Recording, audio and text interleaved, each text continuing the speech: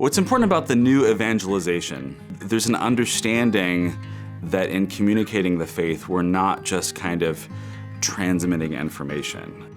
It's the moral life, it's liturgical life, it's the arts, it's the intellectual life, it's all of the above.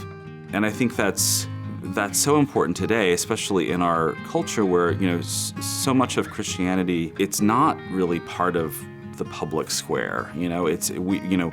So many Christians have kind of accepted the idea that faith is just this kind of private matter, and it's a matter of let me list all the things that are in my head, and it's just one of them.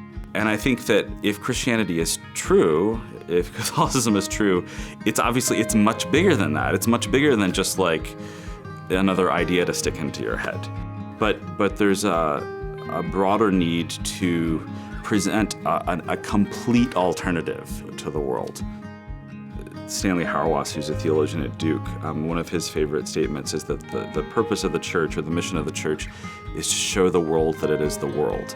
And that continues to haunt me. And I think that it's so true that the church should be presenting an alternative that sort of reveals the world's worldliness, that it kind of reveals how kind of hollow these other forms of life are. And so I think that's really one of the things that's so cool here about what students are doing. It is trying to do that. It's like trying to study theology, study new media, study all these things. We're simply encouraging them to have this sort of universal understanding of the role of Christ in the world and how we as Christians can exist in the world. Christian Experience 1 is a course that is largely about relationship.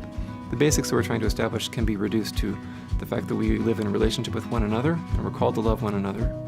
And we also live in a relationship with God, and we're called to be living in that loving relationship with God.